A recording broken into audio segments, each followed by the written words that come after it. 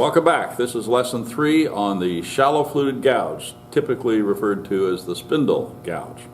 I like to call it shallow-fluted, and I'm probably going to slip up a whole bunch during the lesson and call it the spindle gouge. But the point of it is this gouge is used in a lot of spindle work, but it can be used for other purposes, just as the deep-fluted or the bowl gouge can be used for more than bowls.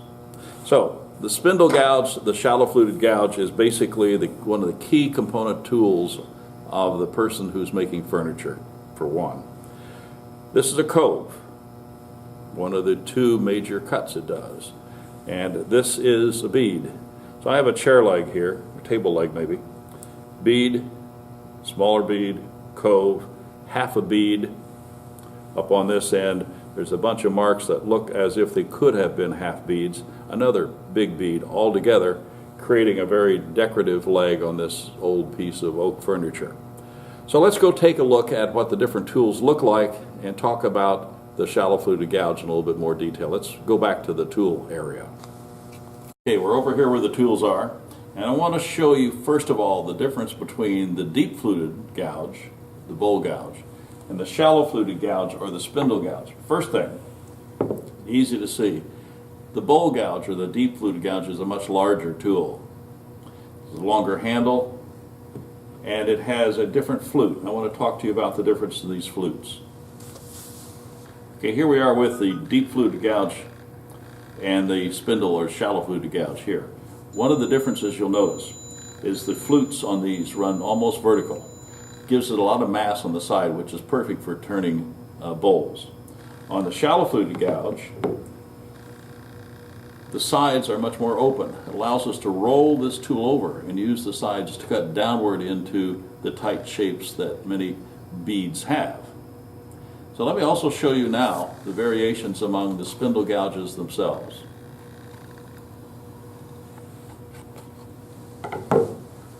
So here's the one I had in my hand. It's a fairly rounded tip. It's about a 45-degree bevel on the back. And being rounded like this, it's very nice for doing large beads. It's a good tool to start with. With time, you might end up going to one that's a little smaller. This is called a 3/8. This one is also rounded. Could be maybe a little bit more pointy than the other one, but this will do finer details. Here's a gouge I want to show you. It's a difficult one to define. It's a little deeper than most of our spindle gouges. It's a little shallower than most of our bowl gouges, but I can see that this could be used very easily in both areas, mostly in terms of turning nice, deep, long coves or beads. I have 3 more tools over here.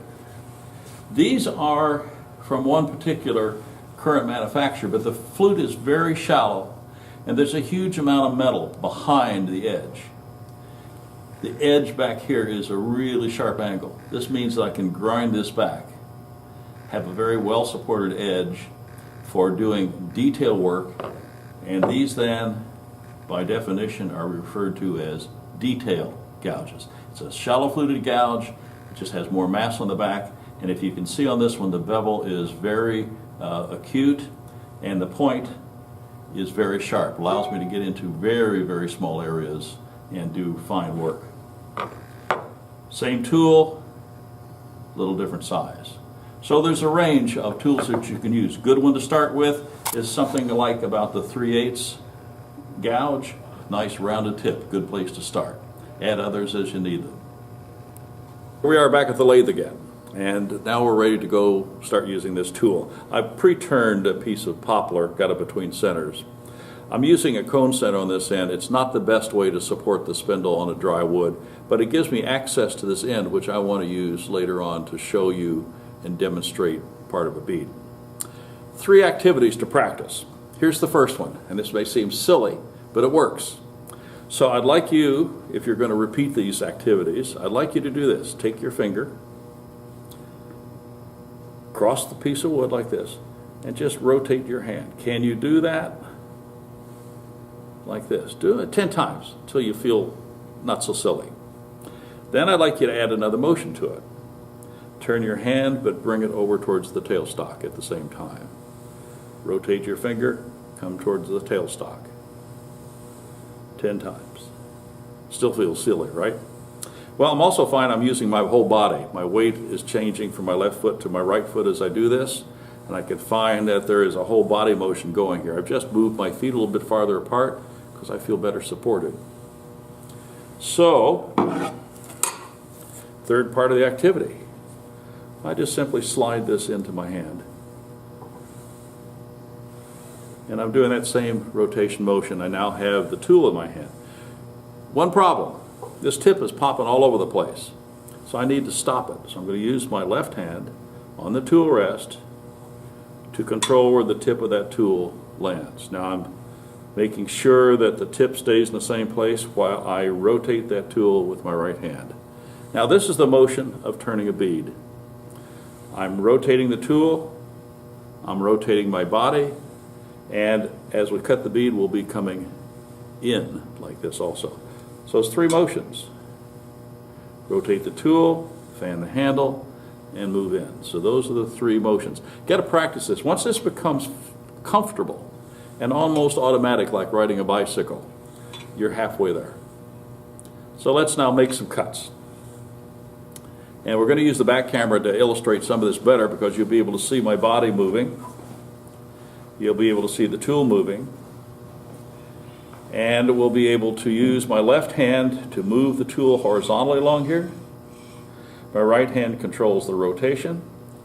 My left hand makes it move this way. Now I recognize this is the right side of the bead, and we're going to have to do the same thing on the left side of the bead too. So before we start, I'm going to prep this wood by making a couple of quick parting cuts on it to give me some clearance to roll my beads. We're going to come back in the next lesson, spend a lot of time on this tool right here, the parting tool. So these are just random cuts.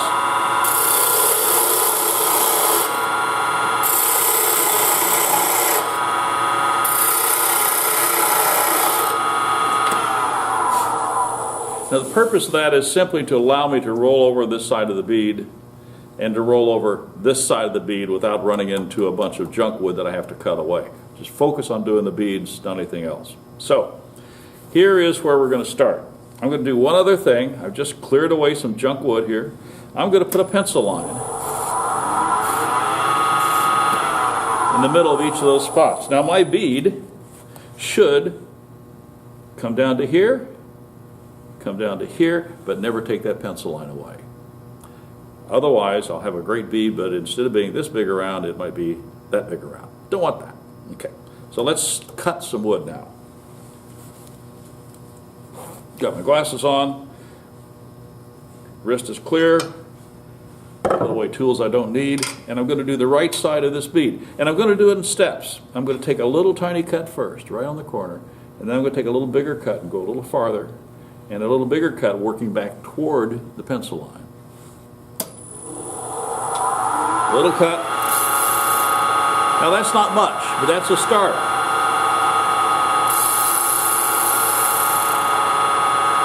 My left thumb is pushing it. My right hand is rolling the tool. Now watch, each cut, the motions become larger. And as I get back towards that center, the hand is going around, the tool is rotating.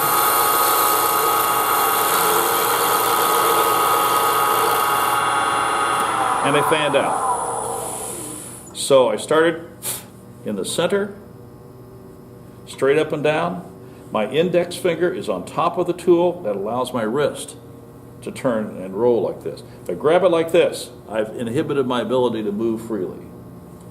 Index finger on top, thumb is moving it, right hand is turning it. So as it comes around, the tool at the end of this cut is completely on its side.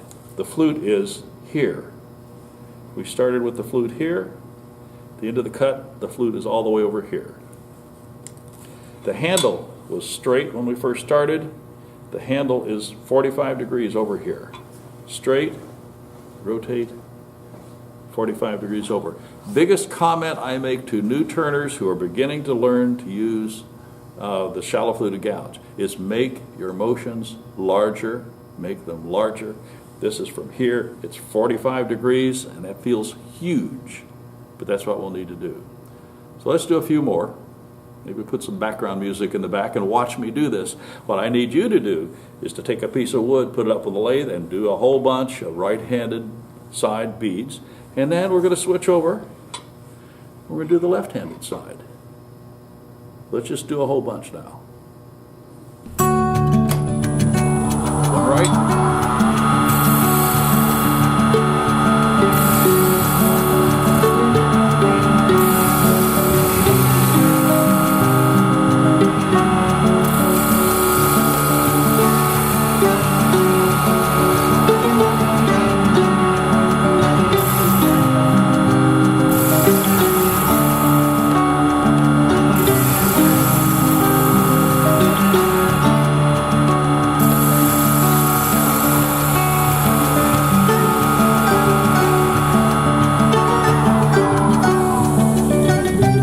Look where I ended up. 90 degrees rotation on the tool, 45 degree motion here on that. But I got swing in my body. I got a lot of things going on. This is a fairly flat fluted gouge. It's a good one to start with. We can always go to one that's a smaller gouge, tighter flute. This will work too, but it'll be a little bit more difficult. And see it slipped off the wood there a little bit.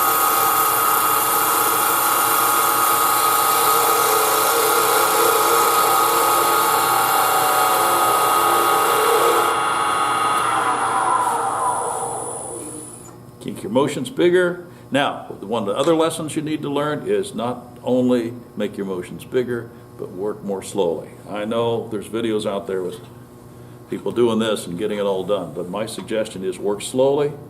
Know that your thumb's moving it. Know that your right hand is turning it. Know that the tool is moving in towards the center, and be able to consciously know what's going on as you do the work. Okay. Just turn the lathe off, finish that cut. You know, this is poplar. It's a soft hardwood, but it's still as abrasive as any other kind of wood. So these tools begin to wear down. And once this edge gets dull, then this tool is going to want to slide off that wood, and your cut's going to be more difficult. Doesn't matter the size of the tool. So I think what we need to do is go to the sharpening center and take a look at various options of how we can sharpen these. Let's step to the other end of the room and take a look at the sharpening. Here we are at the sharpening center. I brought both of the gouges I had demonstrated earlier with, so we can take a look at both of them. The way we do it at our school is to use a stabilized sharpening fixture that's made by one way. When we put the gouge in here and rotate it, it can't come off the side of the wheels accidentally. So this is the way we find to be most safe. The second thing about this is the fact that the grinds on a spindle or bowl gouge, shallow-fluted or deep-fluted, is fairly complex. And to do that by hand requires a lot of practice, and most of us just want to get the tool sharp, get back to work again. So let me show you how we do that. Tool goes through the sharpening fixture, which is called a Varigrind, or Varigrind 2 in this case. We extend it through the tool a very specific length. In our case, it's 2 inches, and that's the distance from this edge here to this little piece of metal.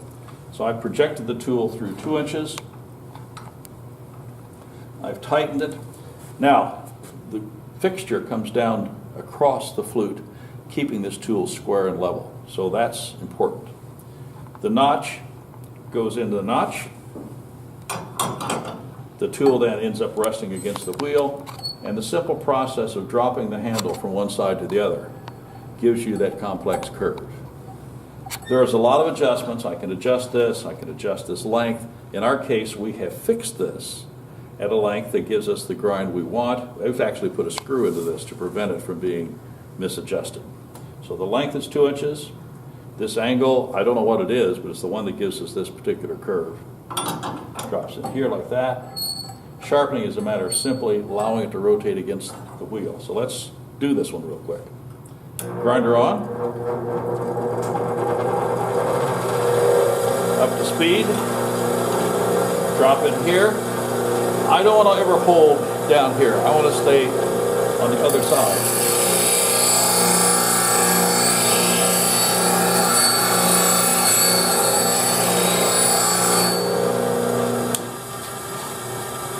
Now that's it. That's it because the angles on this tool are exactly the same as they were the last time it was sharpened, because the fixture has no adjustments in it.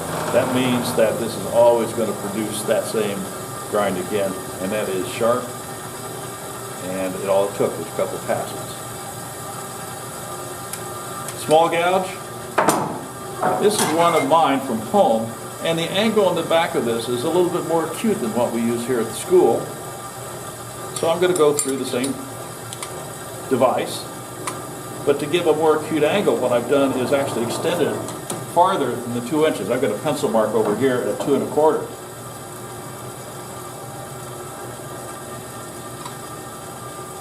I'm going to tighten it down.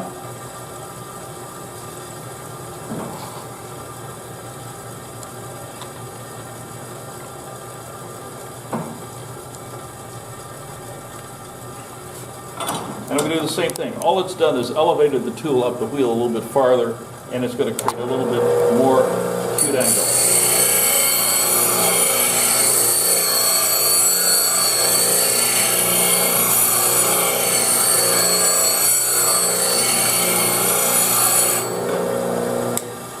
That tool was just resting against the wheel.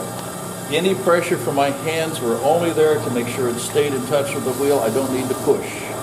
I don't want to take away metal. I want this tool to last as long as possible. So I've got 2 gouges that are sharp, but I want to show you a hand method, because there's a lot of times you might go to someone's shop with your tools and their grinders are set up for their particular needs, and you may want to sharpen by hand. Okay, we're at a grinder now that has a standard aluminum oxide wheel and a platform. The platform I preset so that when I lay my tool here and bring it up to the face of the wheel, there's perfect contact between the back of the bevel and the face of the wheel. So that needs to be aligned.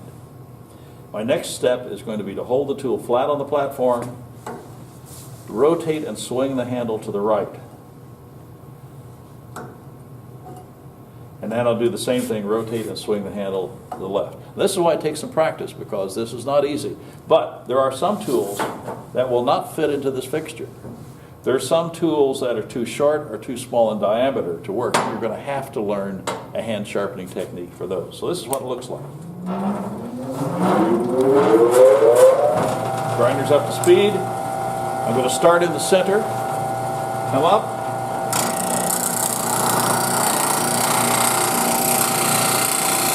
There's the right side. Now I'm going to start in the center and go to the left, up to the wheel. There's the left side. And I've got the same bevel all the way around. Back to the lathe, a little more work. Back home again at the lathe. But I want to show you another third sharpening technique, which is used when you don't have access to a grinder. I referred to it in the last video. It's these little pocket cards, and they are so handy to have and carry with you all the time. Mine stays in my wallet constantly. There have been times I've been someplace where there was no grinder, or the grinder was preset to something that I didn't want to use, and I needed to fall back on this. It's okay for most tools, it's okay for this tool, and the process is simply a matter of taking the card, finding the bevel, and rotating the tool around, keeping the card on the bevel of the tool. And you can bring that edge right back up really, really easy. I've improved the edge from over what the grinders did just with that. This is 600 grit. The grinder was working at 80 or 180 grit, and this is going to improve that edge a lot. So don't always have to go back to the grinder. Sometimes just a matter of going around and retouching the edge is enough. Well, I've done the right side. Let's do the left side. If I'm moving the handle away from my body here, and I stay with my right hand, I'm going to run into me, and that's going to make it difficult to do the left side. So I'm going to switch hands. Same cuts, Index fingers on the top so that my wrist will turn freely this way. And my right hand is the pusher now. My thumb on the right hand is going to push it across. Exactly the same as what we did before, just the other hand. A little tiny cut on the corner, bigger cut, bigger cut. Moving back towards that pencil line.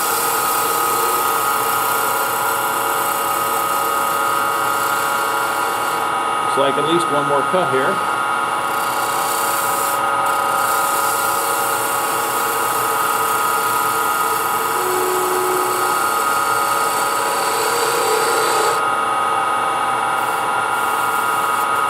I left a little mark on that. So I went back and just touched it up. It seems to me, many times, that my left hand does a better job than my right. And many times it seems that my right hand does a better job than my left hand.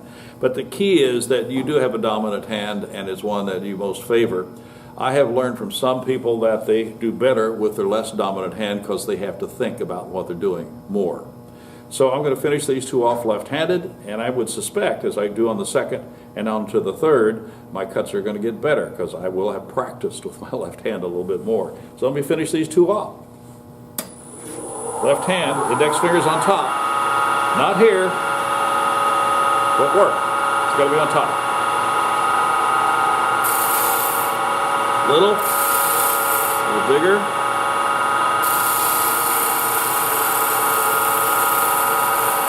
Bigger motion. Oh, that's pretty good. Rolling, rolling, rolling, rolling.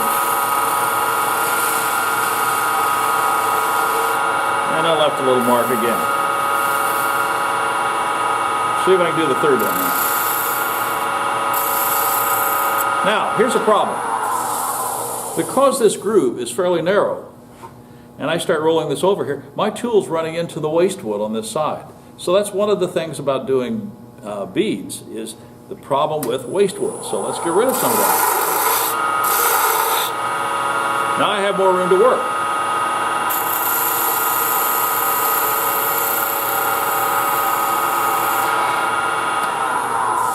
So your practice is get a piece of wood, get it between centers, put some parting marks in here, and we're going to come back and deal with the parting tool in detail next lesson.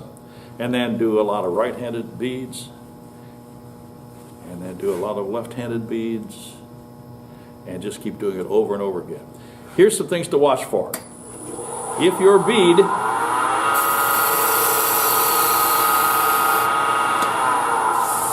has a straight face on one side, it's because you slid the tool down, but you didn't roll it. Look at the roundness of your bead. The roundness comes from turning that tool. If you just slide it down the side, you're going to get a straight edge.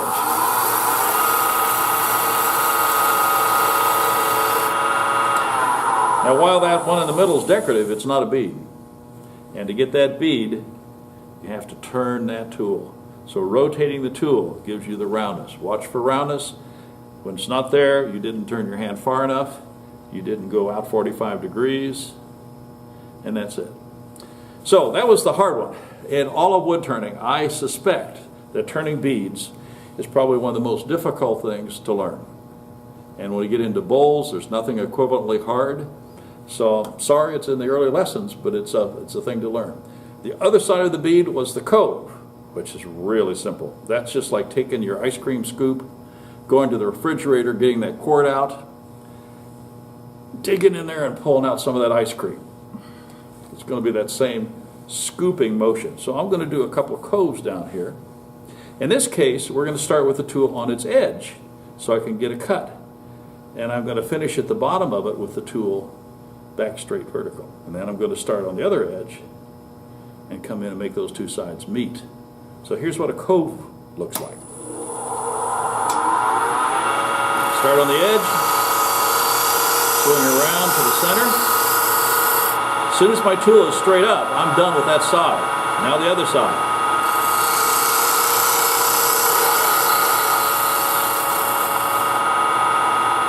Well, not too bad, but I need a little cleanup.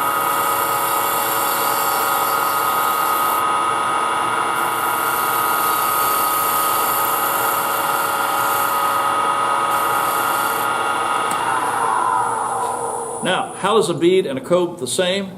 I'm using my same hand positions.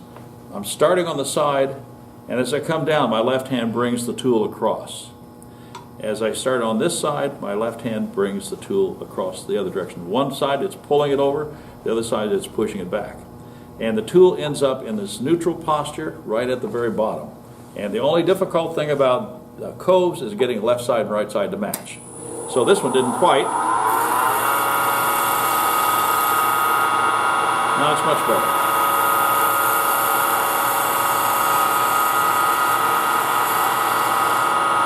So a cove, scooping motion, the side of the tool is up because that allows me to cut in and create a place where the edge will ride. I push in as I unroll.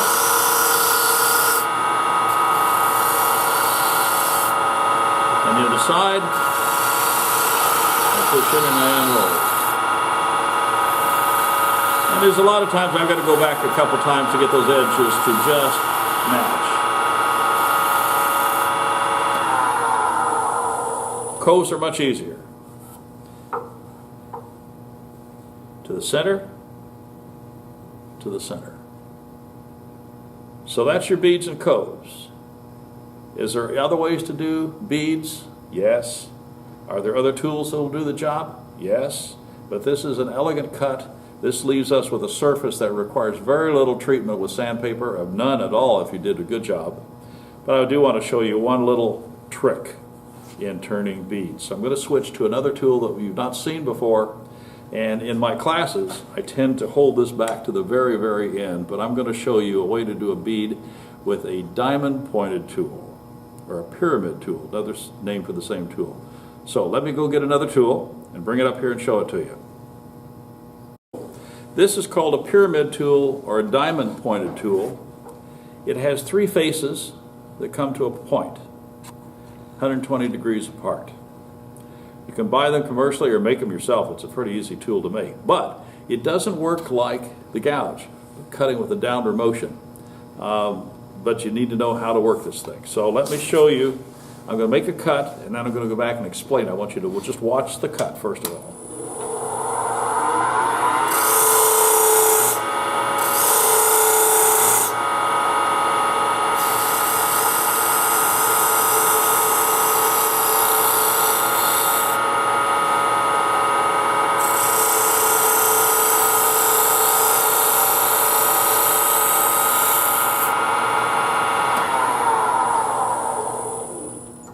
So I made a big one. I took the tool with a flat face up and pushed it straight in. And that created a side and cut the fibers here. Then I decided how wide my bead was going to be and did it again. And then the cut is done by turning the tool and pulling it out. Turning the tool and pulling out. It does not cut downward, it cuts outward. Do it one more time. Now watch what's happening. Left side. Not so deep this time. Right side. Nice decorative marks. Now I'm going to use the face of this tool by simply sliding to the right so it's horizontal, and sliding to the left.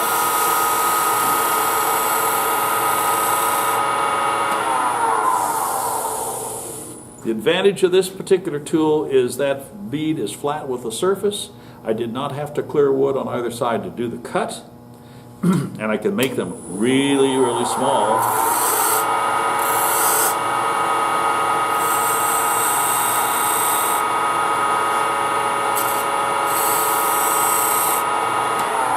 And still flat with the surface of the wood. So maybe it's cheating a little bit, but I do want you to see another way of doing beads, but with a pyramid or diamond point tool. To sharpen this, you've got to go to the grinder, touch this face flat to the wheel, and hold it there until you see sparks coming up on either side. Take it away.